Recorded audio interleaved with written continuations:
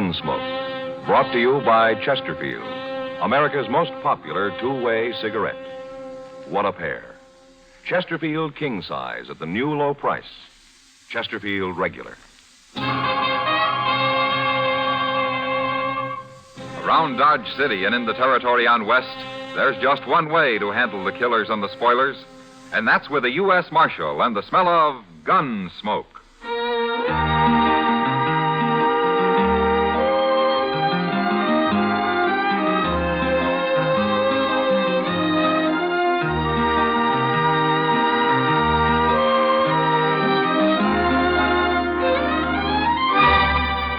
Gunsmoke, starring William Conrad, the transcribed story of the violence that moved west with young America, and the story of a man who moved with it.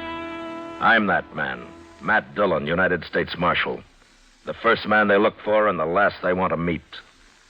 It's a chancy job, and it makes a man watchful and a little lonely.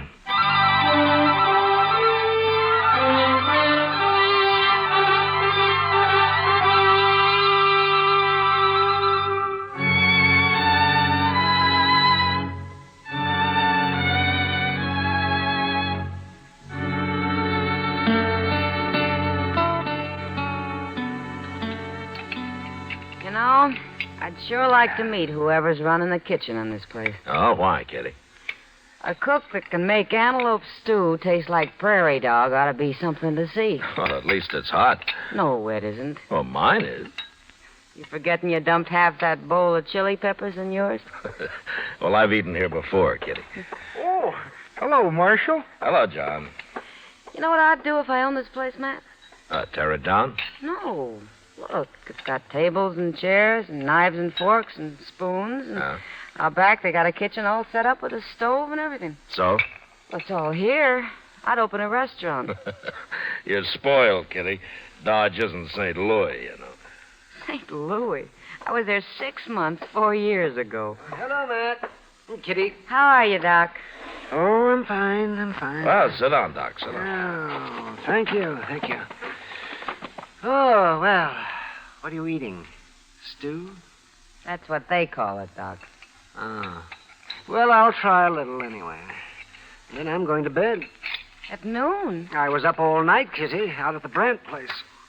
Mrs. Brandt have her baby? Uh-huh, a boy. That's 5 I've delivered out there. You know, it seems to me it's about time they gave you one, Doc. Oh, no, gave me one.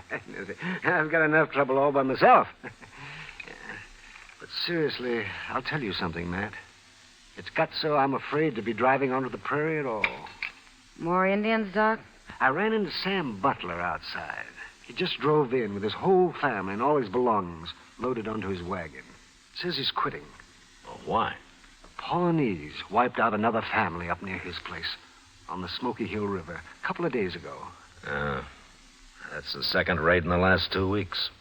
No wonder he's scared. Matt, he's telling everyone who will listen that it's a shameful thing for the law to be hiding out in Dodge while whole families are being slaughtered in the country. He is, huh? Yes. I thought you'd like to know. You sit with Kitty, Doc. I'm going to have a talk with Sam Butler. Sure. I'll see you later.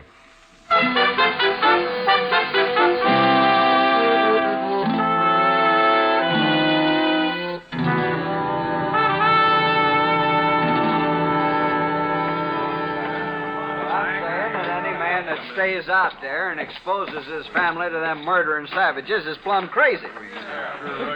You can't fight a Pawnee war party all by yourself. And we sure ain't getting no help from the law around here. We can die and rot for all the law cares. Hello, Sam. Well, where you been hiding, Marshal? I hear the Pawnees made another raid up near you. If you call shooting and scalping a man and his wife and their 2 boys a raid, well, those men never had a chance to fight, far as I see. Men? Well, boys, but they were coming on 14 or 15, old enough to handle a rifle. But they got caught outside and never even made the house. I seen them lying there with my own eyes, Marshal.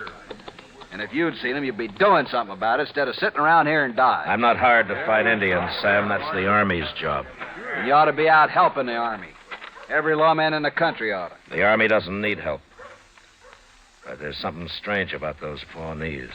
What's strange about them? They killed white men before. I'm sorry you're quitting, Sam. We need settlers out here. Not dead ones, you don't. No. No, not dead ones.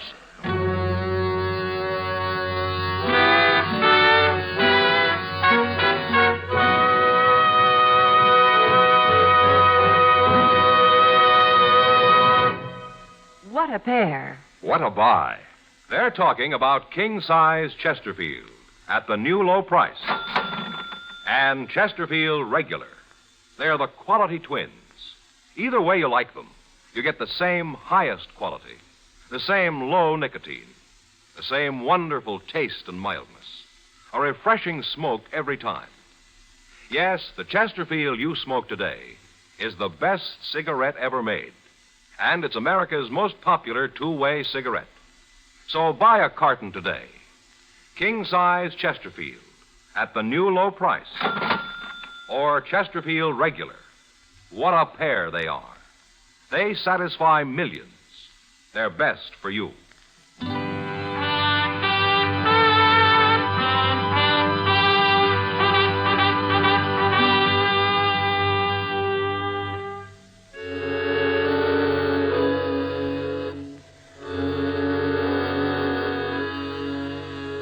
Chester and I left Dodge that afternoon, and toward evening the next day, we ran across a troop of cavalry camped on the Smoky Hill River.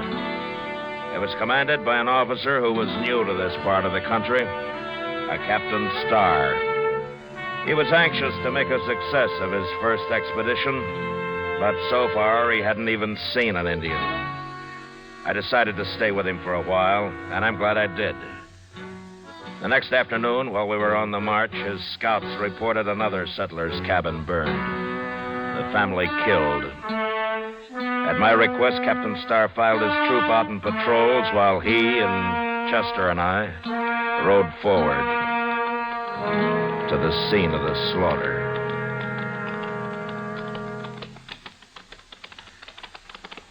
My scouts say these people haven't been dead very long, Marshal. This morning, probably. At dawn, Captain. Well, then those Indians can't be too far off. No, but Indians have a way of disappearing. There it is, Mr. Dillon. Burned right into the ground. It's just like that last cabin. Their bodies scattered around out front. Well, let's get up there. Come on. Oh.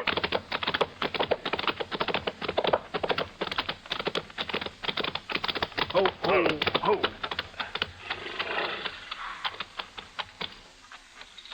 The whole family. Man and his wife and their boy. Look over there.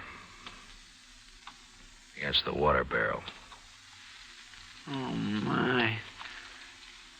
It's a little girl. It's a little girl.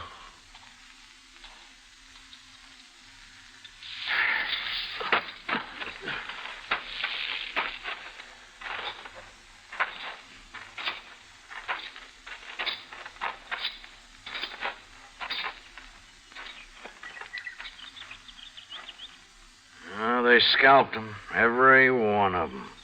Even that little girl. They even scalped her. At least they didn't torture them. Did they torture the other families, Captain? No, they didn't, Marshal. They shot them just like this and scalped them.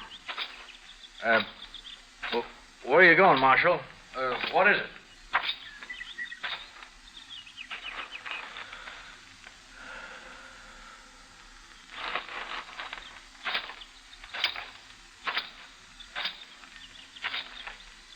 Captain Starr, last night you told me this is your first tour of duty in Indian country.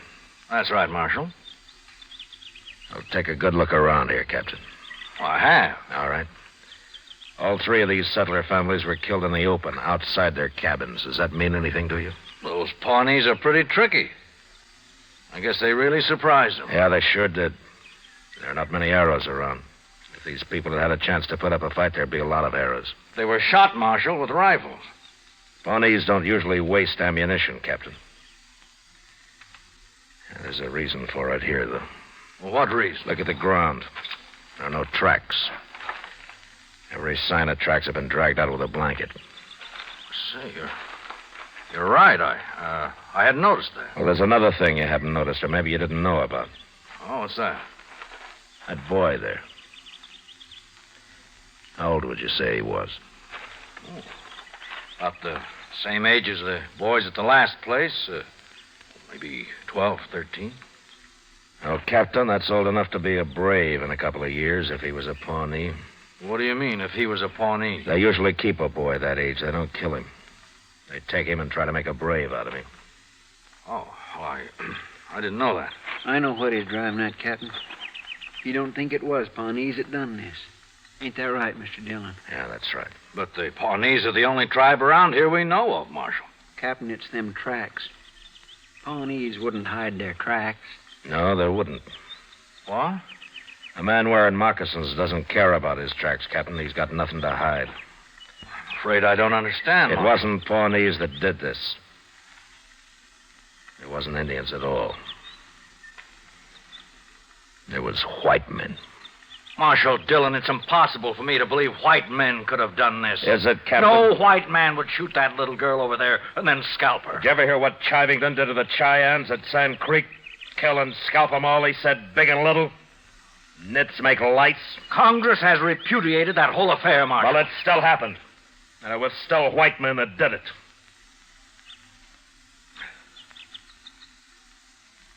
Oh.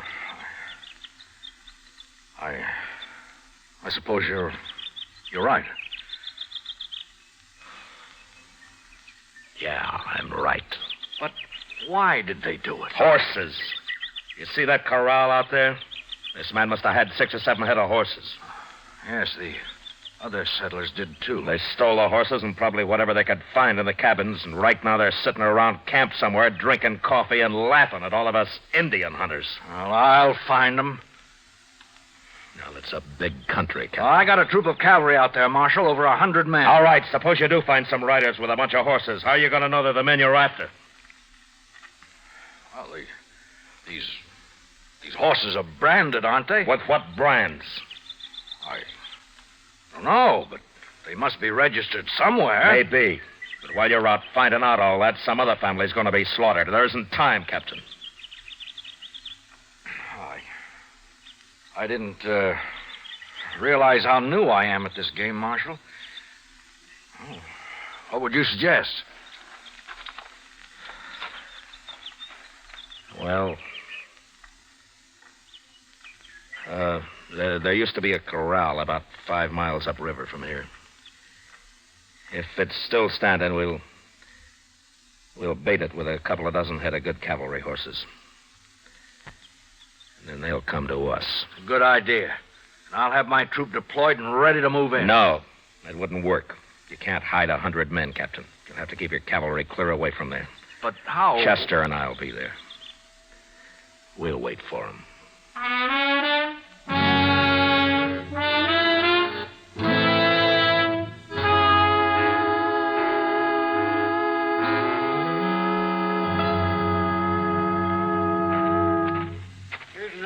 Green branches, Mr. Dillon. I'll throw them on the fire, Chester. Let's have some more smoke, huh?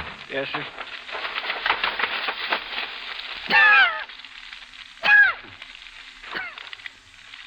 Well, stand back, Chester. Yes, sir. Well, they ought to see that if they're anywhere this side of the Rocky Mountains. They're sure to be scouting around, Mr. Dillon. They ain't stolen enough horses yet to leave the country. Besides, they're feeling mighty safe. They'll come. Mr. Dillon? Yeah. I've been thinking. Oh, what's bothering you? Well, sir, there's only 2 of us.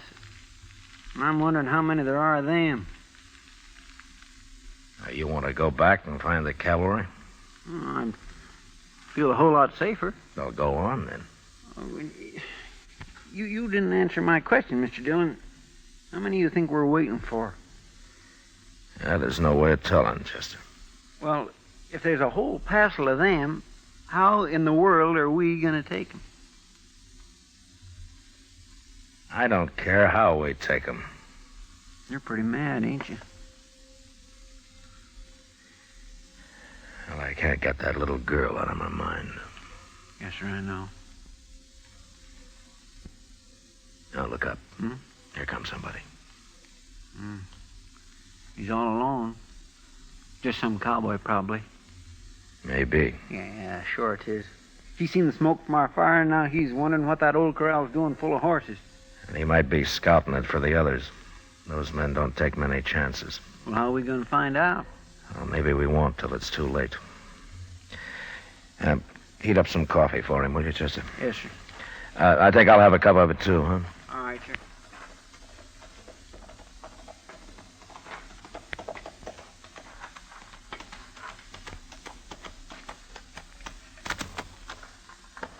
Morning. Oh, get on, stranger. We'll have some hot coffee up in a minute. Well, let's tie my horse here. Whew.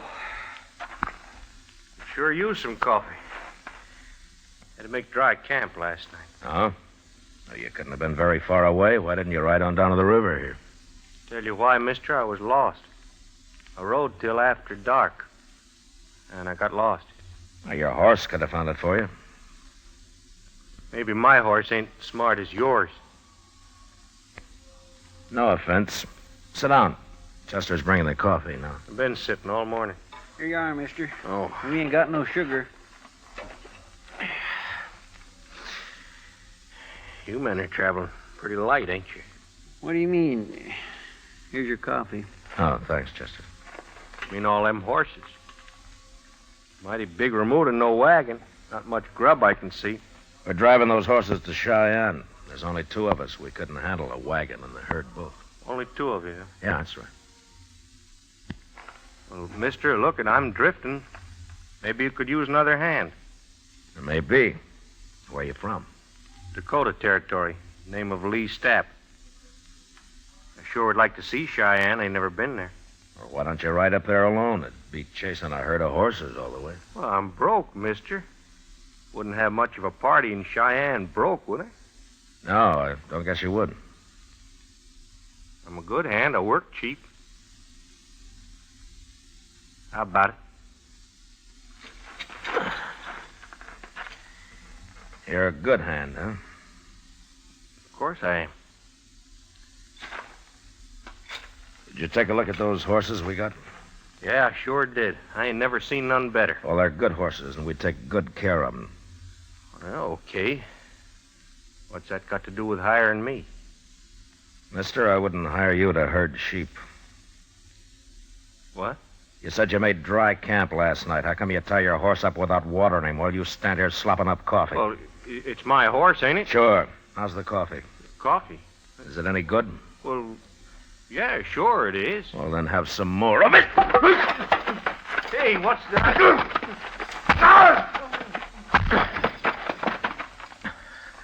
Chester. Yes, sir? Here, catcher's gun. Got it. All right, now go get some rope. We'll tie him up while he's still out. Yeah, but Mr. Dillon, you sure he ain't just a cowboy like he said? I was pretty sure, Chester, but this made me real sure. It was sticking out of his pocket. Oh, my. I'll get the rope, and we ought to hang him with it.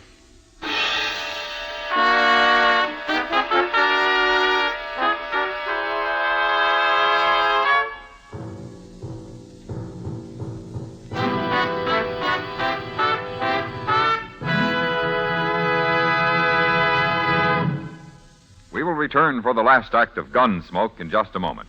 In regular or king size, you can get 'em either way. The best smoke ever made's the Chesterfield you buy today. Smokers coast to coast are changing, it's a cinch to do. Here's all you have to say to get the one that's best for you. Chesterfield's for me, Chesterfield's for me. You just say it's Chesterfield's for me. Friends, for your vacation, take along plenty of Chesterfield. Buy 'em by the carton. Chesterfield king size at the new low price. Chesterfield regular. What a pair. They're the quality twins. The same highest quality. The same low nicotine. Either way you like them, they're best for you. Smoke Chesterfield. It's America's most popular two-way cigarette.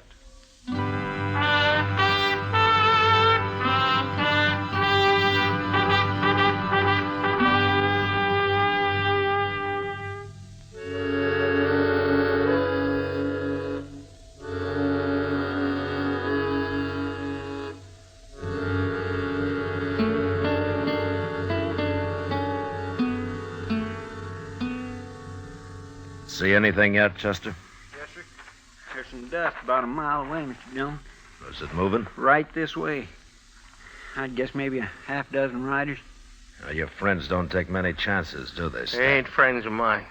Well, I'll tell them that when they get here. You better turn me loose, or else you ain't gonna tell nobody nothing. You mean they won't like it, you're being all tied up that way? You ain't got a chance, Marshal. By golly, he's about right, Mr. Dillon. How are we going to fight 6 men? You know, I've been thinking, Chester, we could use Stapp here as a hostage. No, Marshal, don't do that. I don't aim to, Stapp. They wouldn't care whether you die or not.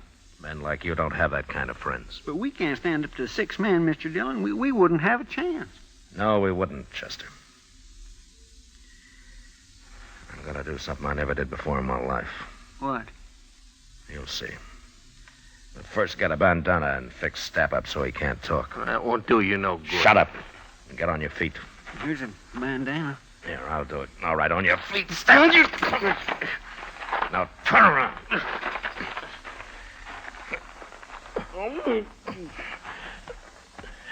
Get our rifles, Chester. Yes, sir. There. That'll keep you quiet, Stapp. All right, now walk.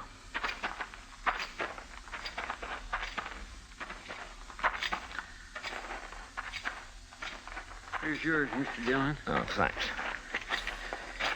You get on behind that log over there, Chester. Yes, sir. I'll keep Stapp here with me. All right, lie down, Stapp. And if you make any noise, I'll split your skull. Now, go on. Lie down.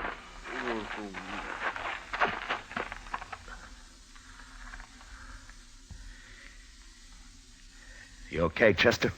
Yes, sir, fine. Keep the sun off your rifle. They're getting pretty close. Now, quiet. Mr. Dillon? What? What are we going to do now? Fight it out from here? Chester, I'd hate for either of us to get killed by men like them. When I start shooting, you start. Take whoever's on your side first and then work in. Yes, sir. Surprise them, huh? So they'll never know it. Shut up now. Here they come.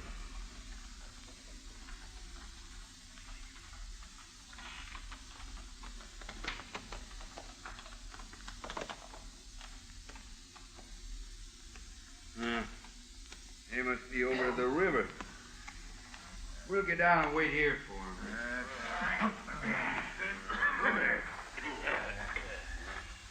Maybe the Stapp's done killed them already. We didn't hear no shooting, did we? I don't like this, Jake. Stapp should have been back a long time ago. Stapp knows what he's doing. Them sure fine horses, eh? Now, Chester!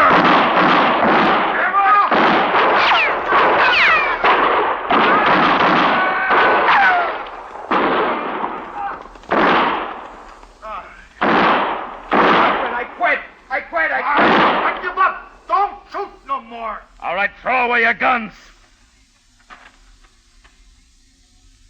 Now turn around and get your hands up in the air. Chester, come over here. We killed 4 of them, Mr. Dillon. 4 of them. Prod Stapp up and bring him up to the fire. I'll handle these 2.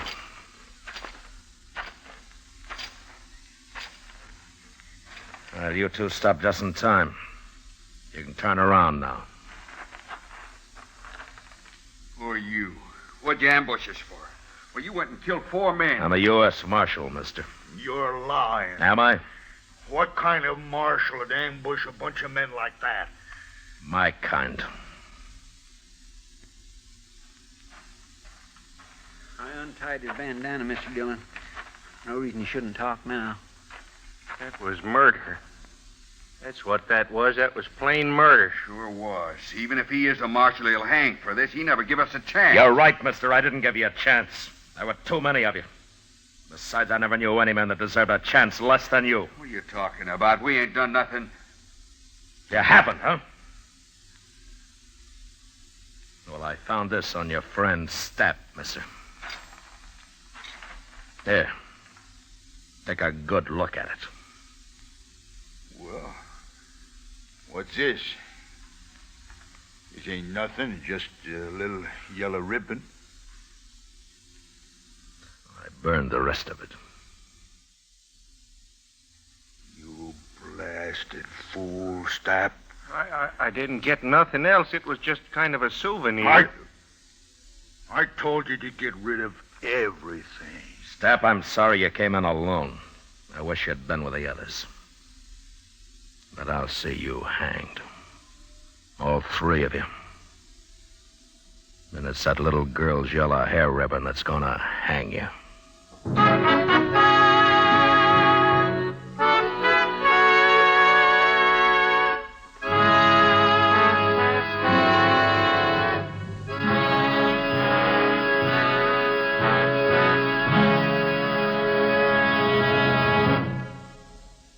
L&M goes king size. Yes, L&M goes king size. Now, L&M is king size as well as regular. Both have the same low price. Both have the miracle tip for the effective filtration you need. Yes, it's the filter that counts. And L&M has the best. You get much more flavor, much less nicotine, a light and mild smoke. Yes, this is it. L&M filters, just what the doctor ordered. Buy a carton, king size or regular, both at the same low price. L&M filters, America's highest quality and best filter tip cigarette.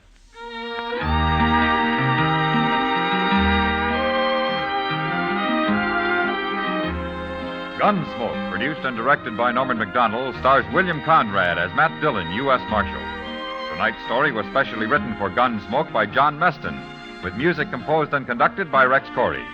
Featured in the cast were Lawrence Dobkin, Joseph Kearns, and Harry Bartell. Harley Bear is Chester, Howard McNear is Doc, and Georgia Ellis is Kitty. Join us again next week as Matt Dillon, U.S. Marshal, fights to bring law and order out of the wild violence of the West in Gunsmoke.